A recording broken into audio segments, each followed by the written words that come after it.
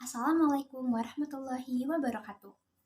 Selamat pagi semuanya, salam sejahtera untuk kita semua. Sebelum kita masuk pada pembahasan pokok hari ini, izinkan aku untuk memperkenalkan diri sebagai orang yang akan mendampingi kalian pada hari ini.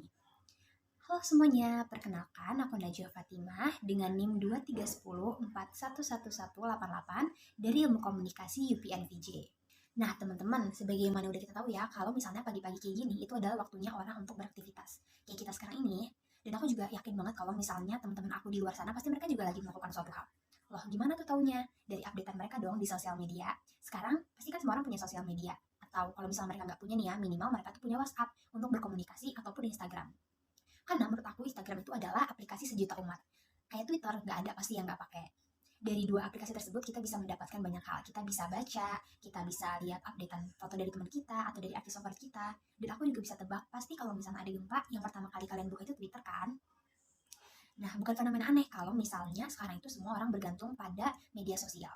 Karena kan sekarang zaman itu udah digital ya, jadi semua bisa kita dapatkan secara online. Beda sama zaman dulu, dimana kalau mau dapetin satu informasi itu aja kayaknya susah, karena emang aksesnya agak mudah. Beda sama sekarang, dimana kita punya Google untuk mencari tahu suatu hal, atau kalau untuk kita para mahasiswa, kita pasti butuh banget Google Scholar buat mencari jawaban untuk artikel-artikel kita gitu ya, menemukan jurnal. Dan kalau misalnya ada orang yang ingin baca berita, mereka ada platform digital bernama Kompas atau Detik.com gitu yang bisa mereka download di HP mereka. Dan berita itu juga bisa ditemui loh di sosial media.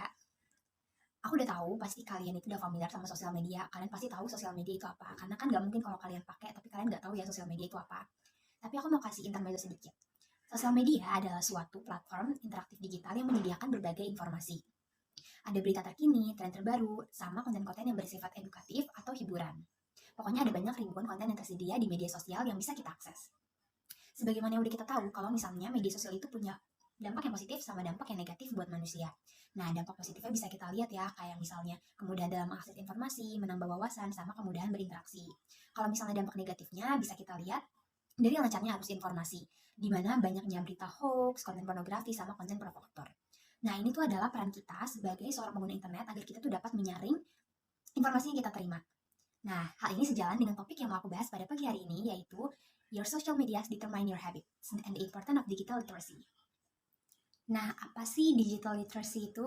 Jadi, digital literacy atau literasi digital menurut Kilster dalam Lancashire and Knobel adalah kemampuan memahami dan menggunakan informasi yang didapatkan dari sumber digital. Di sini maksudnya adalah kemampuan kita, seorang pengguna internet, untuk menemukan, menggunakan, memanfaatkan, atau membaca informasi yang kita dapatkan secara digital. Sumber digital yang dimaksud di sini itu yang aku bilang tadi, kayak Google, Google Scholar, platform Google lainnya, dan tentunya media sosial. Nah, teman-teman tahu nggak sih kalau misalnya media sosial teman-teman itu bisa menentukan kebiasaan teman-teman? Kenapa? Karena di media sosial itu kan terdiri dari beragam konten ya. Ada yang bertujuan untuk memberikan hiburan, informasi, ataupun edukasi. Nah, pasti sering teman-teman lihat di ekspor teman-teman ada akun-akun yang memberikan informasi tentang fakta politik, fakta kesehatan, finansial, dan masih banyak lagi. Nah, akun-akun tersebut adalah akun-akun yang bermanfaat yang dapat teman-teman follow dan teman-teman baca untuk menambah pengetahuan. Tentunya kita harus juga lihat-lihat ya akunnya seperti apa dan gak asal milih akun. Nah, di sini aku mau memberikan contoh terhadap akun-akun tadi yang bisa teman-teman follow untuk menambah pengetahuan. Yang pertama, kalau misalnya teman-teman tertarik dengan kondisi politik dan sosial di Indonesia, maka ada akun WhatsApp Indonesia, karena akun ini itu menyediakan fakta-fakta politik dan sosial di Indonesia yang dikemas dalam bentuk meme.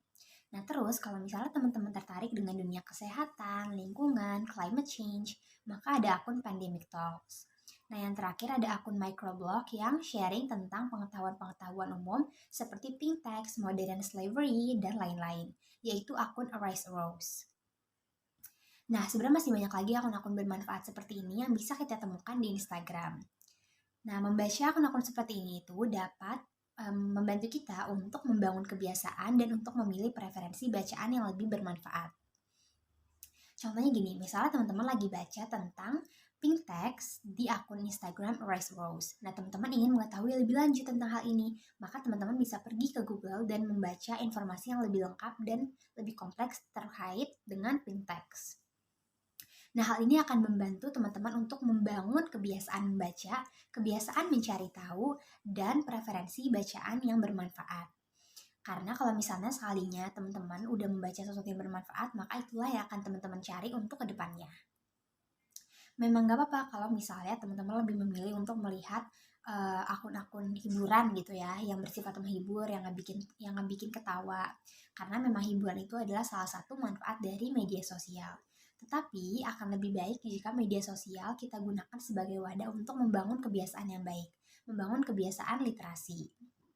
Jadi jika teman-teman lebih memilih untuk memfollow akun-akun yang bermanfaat dibandingkan akun-akun gosip, maka teman-teman telah menambah wawasan, telah mempunyai bekal untuk menghadapi tantangan di masa depan. Karena singkatnya teman-teman itu jadi lebih aware tentang masalah yang ada di sekitar teman-teman. Dan teman-teman udah mempunyai jawabannya untuk menyelesaikan masalah tersebut. Kegiatan berliterasi itu udah terbukti bisa mempengaruhi pola pikir kita. Jadi apa yang kita baca itu menentukan pola pikir kita. Nah, dari sini kita tahu ya kalau misalnya digital literasi itu tuh benar-benar penting buat kita. Karena selain bisa menambah pengetahuan, digital literasi ini juga bisa melatih kita untuk berpikir kritis dalam memahami suatu informasi. Nah, selain itu, digital literasi juga bisa mengembangkan kemampuan kita dalam verbal, lalu juga bisa meningkatkan daya konsentrasi kita. Karena kan membaca bisa meningkatkan konsentrasi ya.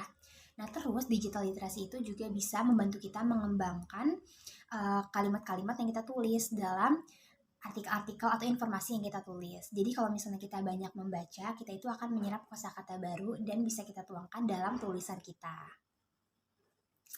Nah, kita sebagai bangsa Indonesia sangat memerlukan kesadaran akan pentingnya literasi digital ini karena dapat membawa Indonesia ke arah yang lebih baik, yaitu masa di mana masyarakat Indonesia sudah bisa memilah konten agar tidak termakan hoax. Masyarakat Indonesia sudah bisa memilah konten yang mana yang harus diikuti dan konten buruk yang mana yang harus ditinggali. Jadi literasi digital ini sangat berperan penting dalam pembangun kebiasaan atau pembangun karakter bagi diri sendiri maupun bagi suatu bangsa. Nah, jadi gitu teman-teman. Jadi sekarang kita tahu ya kalau misalnya media sosial adalah suatu ranah digital yang bisa menentukan kebiasaan kita dilihat dari preferensi bacaan konten yang kita pilih. Kalau misalnya kita lebih memilih bacaan yang bermanfaat, maka kita telah memiliki wawasan, kita memiliki bekal untuk menghadapi tantangan di masa depan dan melatih kita untuk berpikir kritis. Oleh karena itu, marilah kita menjadi generasi yang bijak dan dapat memanfaatkan ruang digital dan informasi di dalamnya secara sebaik-baiknya. Itu saja yang dapat saya sampaikan pada hari ini. Terima kasih atas perhatiannya dan mohon maaf bila ada salah kata dalam penyampaian. Marilah bersama kita menuju Indonesia Emas. Saya Najwa Fatimah, pamit undur diri. Wassalamualaikum warahmatullahi wabarakatuh.